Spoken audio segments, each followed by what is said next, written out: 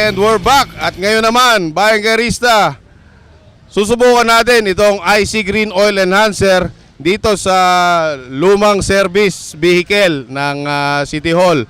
At nakikita nyo dito sa baba, itong opasimeter kung tawagin.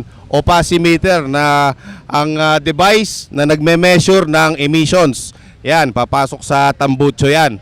So, papaliwanag muna ulit ni Sir Dennis Alvarez itong proseso natin dito sa demo test na ito. Sir. Ang gagawin natin dito, kakawa tayo ng baselining. So, mayroon tayong basihan bago application ng ating produkto at saka pagkatapos na i-apply, lalagyan uli natin ng opacity reading. Okay? So, sige, paandarin na natin.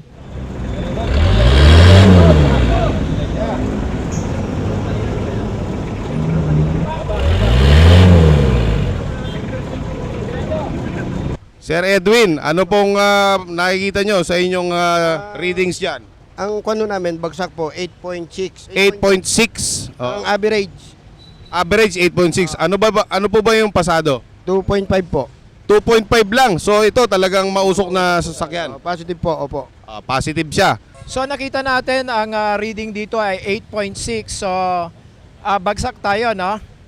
So, nakita nyo yung ingay ng revolusyon niya? Sa tunog lang ho, between 2,000 to 2,500 yung narinig ko eh. Which is, hindi masisira yung sasakyan pag ini-emission mo, pag ganun lang. So, yun ang tama na proseso ng pagkuha ng carbon emission. Okay? So, mamaya, lalagyan na natin nito after 10 minutes at iikot natin, titingnan natin kung mayroong sipa or high performance yung makina hanggang dumating uli rito para emission.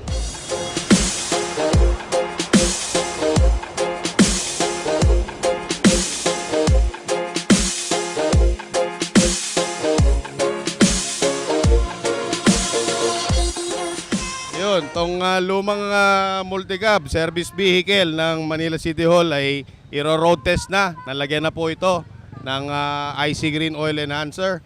Ito po yung bumagsak dun sa emission test na 8.6 ang kanyang score. Pagka ikot po niyan, pagbalik dito, mag-emission test tayo ulit. Titingnan natin kung ano magiging resulta niya.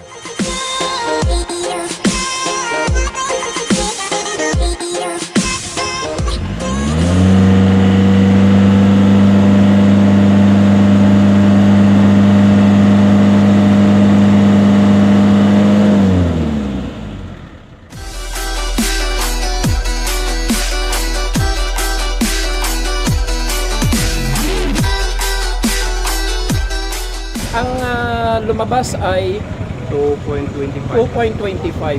Okay, 2.25 ang lumabas from where we are kanina. Okay, great. Maganda. Maganda.